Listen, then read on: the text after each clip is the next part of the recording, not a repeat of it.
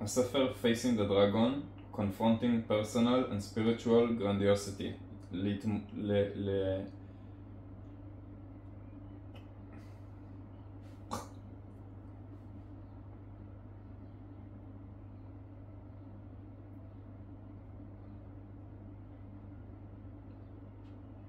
הספר לפנות אל הדרקון, התמודדות עם אינפלציה אישית ורוחנית, מדבר על סיטואציה שלנו כבני אדם.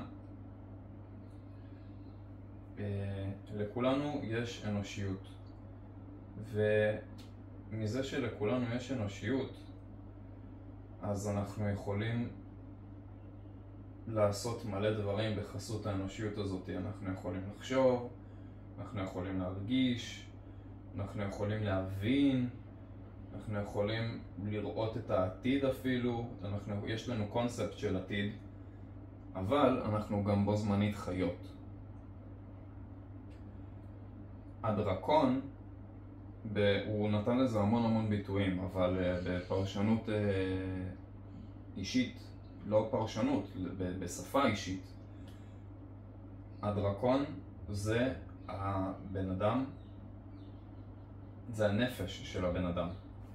יש לנו את הגוף שלנו וגם את השכל שלנו, ולכל אחד מהם יש אנרגיות שונות, אבל הליכוד שלהם והחסות שהם נותנים לנשמה להתבטא דורשת שאנחנו ננווט את זה, שניקח על זה את ההגה. אז יש בן אדם, ויש לבן אדם גוף אנרגטי, והגוף האנרגטי של הבן אדם הוא מאוד עוצמתי. הוא יכול ללכת לכל מיני כיוונים. הוא יכול ללכת באופן כללי לכיוון חיובי או כיוון שלילי.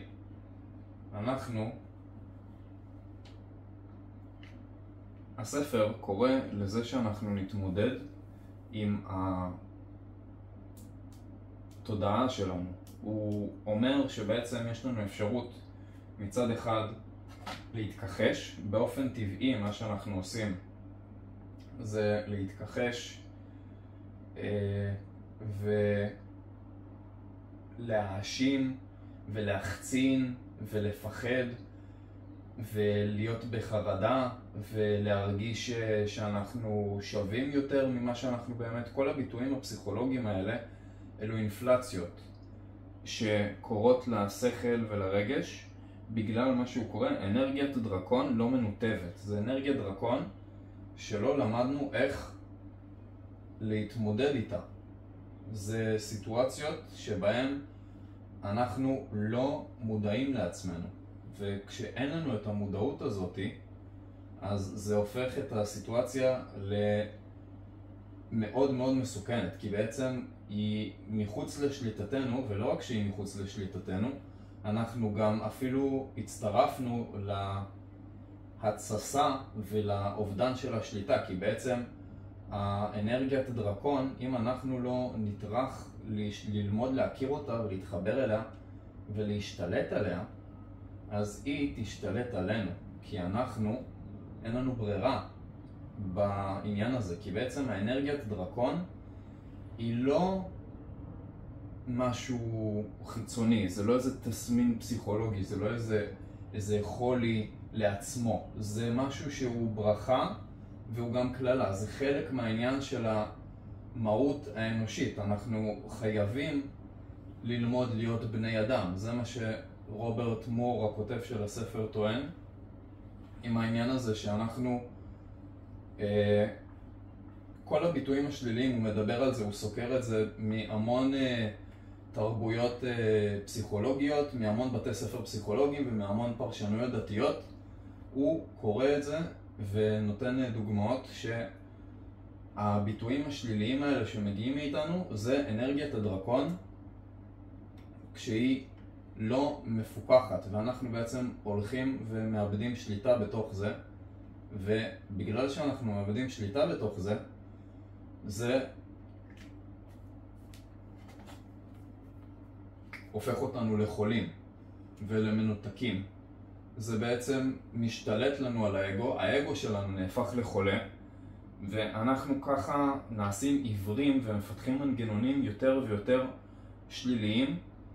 אפילו הוא מגיע עד לנאצים ולדאעש ולאל-קיבה, אני חושב, ארגוני טרור, וגם מרוסיה ואוקראינה, והוא לא מציג את זה בקטע נקודתי, הוא אומר זו תופעה אנושית, זה משהו שאנחנו, לא היה לנו את הטכנולוגיה לדעת שזה משהו עד עכשיו, שאנחנו כזה כמעט בגלובליזציה, אנחנו יכולים להסתכל על כל העולם ולראות את כל העולם, ובגלל שאנחנו יכולים להסתכל על כל העולם, אז אנחנו יכולים גם לדעת שיש לנו דפוסים, קיומיים בתור בני אדם, והניתוב של אנרגיית הדרקון זה חלק מהעניין הזה של הניתוב של הדפוסים.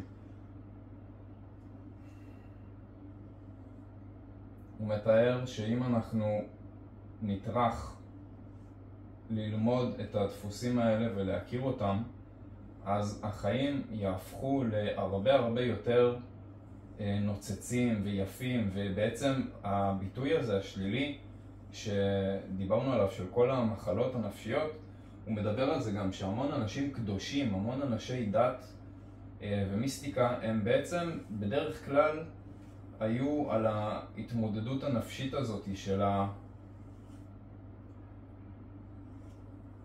של האנרגיית דרקון המאוד מאוד אינטנסיבית. הוא נכנס לדוגמאות עם סלבים.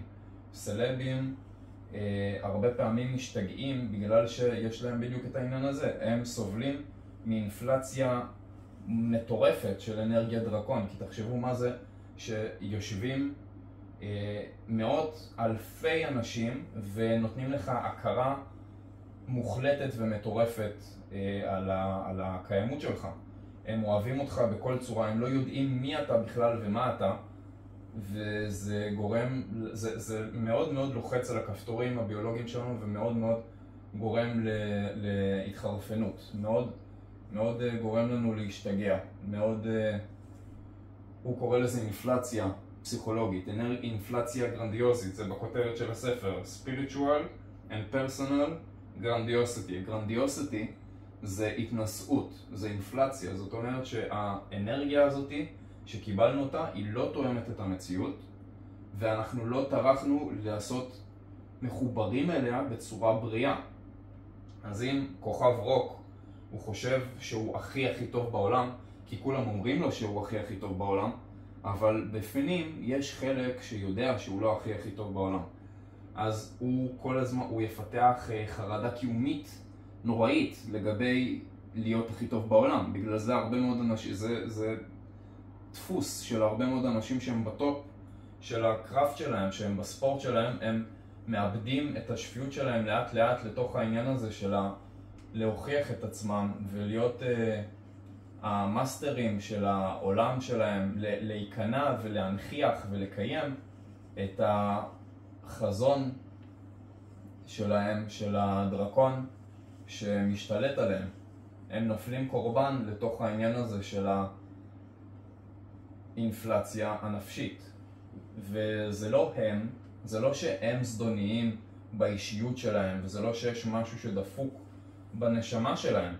פשוט הם לא יכולים באמת לעשות שום דבר נגד זה, אלא אם כן הם יהיו מודעים. בגלל זה אנשים מנסים לעשות סמים, ומנסים לעשות כל מיני דברים משוגעים אחרים.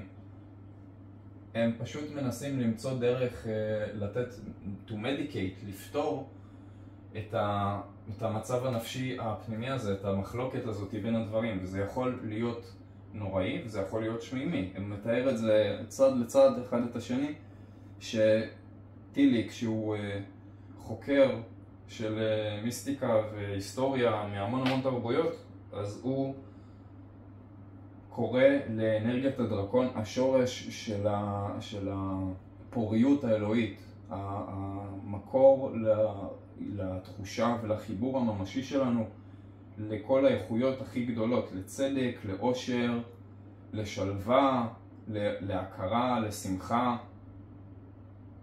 יש שם עוד משהו, לאומץ, לנתינה, כל האיכויות האלה שאנחנו רואים אותם בתור הצד האנושי היפה, בתור הצד האנושי הרע, הם בעצם אותו דבר, הם אנרגיות הדרקון האלה, פשוט כשאנחנו טורחים להתחבר אליהם וללמוד לשלוט בהם ולנתב אותם, או שאנחנו לא יודעים להתחבר אליהם ואנחנו מפחדים מהם, מתכחשים אליהם.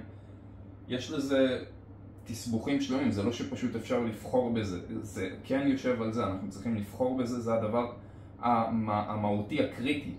אבל מעבר לזה יש לנו גם דינמיקה אישית, פסיכולוגית, לאיך שהתפתחנו בתור בני אדם, בילדות שלנו, ביחס שלנו לסביבה שלנו, ביחס של החלקים הפנימיים שלנו לעצמם, האופי של אנרגיית הדרקון שלנו. אלו דברים שלומדים אותם ונותנים ביטוי ייחודי למי שאנחנו, בתור אנשים. זה הספר. אנחנו יכולים לבחור להיות זה או זה, אבל אנחנו חייבים לבחור. והוא גם אומר את זה בסוף, שיש... זה לא כזה עוננות מנטלית של אקדמיה. זה משהו שהוא מהותי לתקופה שלנו. אנחנו חיים בזמן שמחייב אותנו לקחת את המושכות על האנושיות שלנו, על האנרגיה הנפשית שלנו. היום בן אדם אחד חי יותר עם אפשרויות ועוצמה ושפע ממלך של לפני 1000 שנה. עכשיו אם נסתכל על זה מבחינה אובייקטיבית, אנחנו מפונקים בטירוף, זה בדיוק הבעיה.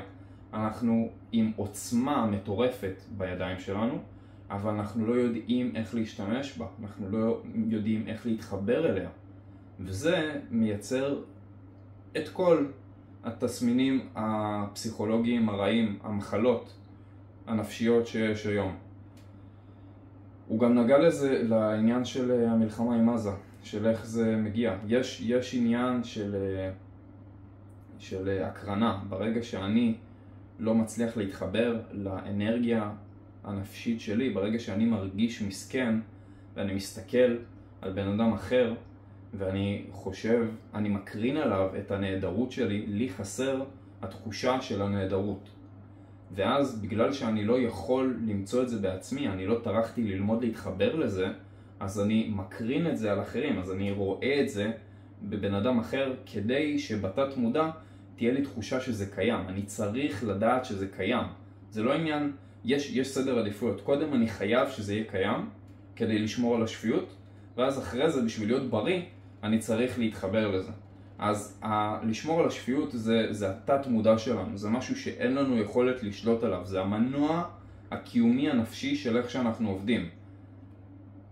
אני רואה את הבן אדם האחר שיש בו איתותים של השפע והגדולה שאני רוצה, אבל אני לא יודע איך להתחבר אליה, אז אני מדמיין אותו, אני באופן אינסטינקטיבי מייצר פנטזיה על הבן אדם האחר. אני מפנטז עליו, אני מפנטז על הנהדרות של הבן אדם האחר, אני מפנטז על כמה שיש לו ושיש לו גם במה שיש לו עכשיו וגם יש לו הזדמנויות ואיך החיים שלו אחרים לגמרי, וזה מייצר מרירות, זה מייצר רעילות פנימית, כי בו זמנית שאני ברמה האגואית, במנגנון של הפסיכולוגיה, בו זמנית שזה שומר לי לשפיות, לראות שזה קיים, שזה שמה, עדיין שיש את זה, עדיין זה לא אצלי, אני לא מחובר לזה. ובגלל זו דרך הרסנית לגשת לזה ולתת לזה לקרות, לכן אנחנו צריכים לקחת מושכות לדבר הזה. אם אני לא טורח להבין שאני מקרין, שהרצון שאני רואה בבן אדם האחר בצורה מוגזמת, בפנטזיה, באובססיביות, זה אנרגיות דרקון, אז אני אפתח חומציות והצסה רגשית מהפסיכולוגיה שלי, שאני מרגיש קטן וזה גודל, וקטן וגודל, וקטן וגודל. בתגובה הטבעית, במנגנון, במכניקה הנפשית שלנו, זה יקרה לבד. אין לנו יכולת לבחור, הוא גם אומר את זה בספר, אנחנו לא יכולים להגיד שאנחנו נזירים ואנחנו אנשים צנועים ולהתכחש לזה בדרך הזאת. יש המון צורות להתכחש לזה, אבל זה לא לטובתנו, כי אם אנחנו ננסה לשים על זה את הפקק, אז זה יצא בדרך אחרת חולה יותר. בגלל זה יש את כל הביטויים הכל כך חולים האלה בעולם, ואנשים לא מבינים למה זה קורה. כי הם לא יכולים להבין למה זה קורה, כי זה ריקבון שמגיע כמו פטריה. השורש של הפטריה הוא כל כך רחב וכל כך גמיש, הוא הרבה יותר מתוחכם משורש של צמח פשוט, שהוא פשוט הולך וכזה מתפתל קצת. פטריה יכולה לעבור קילומטרים ובכל מיני צורות, ואנחנו לא נדע לפתור את הפלונטר הזה, ולכן הדרך הכי טובה לגשת לפלונטר הזה זה באופן ישיר. אני רואה את הרצון שלי לדבר האחר הזה, הגדול, היפה, צריך לגשת אל זה בעצמי, אל עצמי. אני צריך לחפש איפה זה קודם כל לראות שאני אוהב את זה, שאני רוצה את זה, ואז אחרי זה לפתח פתיחות לדבר הזה. אני רוצה את הגדולה הזאת, אני רוצה את העושר הזה, ואז מזה שאני מאפשר לעצמי להיפתח לזה, במקום שתהיה לי תפיסה עצמית של אסור לי להיות מאושר, אסור לי להיות עשיר, זה חרא להיות מאושר, זה חרא להיות עשיר. אני חייב לעשות פה עבודה אישית, אני חייב להתבגר, אני חייב לעשות פה עיבוד על הפסיכולוגיה שלי, וברגע שאני עושה את זה, אז אני נהפך לבן אדם בוגר יותר, ועוצמתי יותר, ובריא יותר. אני אהיה הרבה יותר שמח, אני אהיה הרבה יותר טוב, אני אהיה הרבה יותר בשפע לעצמי, בחוויה הפנימית שלי, וגם לעולם, כי אני אהיה הרבה יותר אפקטיבי וטוב במה שאני עושה, לגבי הכל. אז עוד פעם, יש לנו פה מתנד לשתי הצדדים. אנחנו יכולים לבחור להתכחש ושזה ילך לשלילי, או אנחנו יכולים לבחור שזה יהיה חיובי, ולפתח מודעות ולעשות את העבודה, ושזה ישרת אותנו. ושאנחנו נשרת את זה, אנחנו נפתח קשר עם זה, עם האנושיות שלנו, עם הרפלקסים שלנו, עם האינסטינקטים שלנו האלוהיים והחייתיים, עם המכלול הזה שמאחורי הראש, לא רק המסכה שאני לובש שלה ללכת לעבודה, לשלם כסף, לאכול, לישון, זה לא מספיק, ובגלל זה לא קרוב למספיק, זה רק נגיעה בפני השטח, ובגלל זה האנושות היום בחירפונים.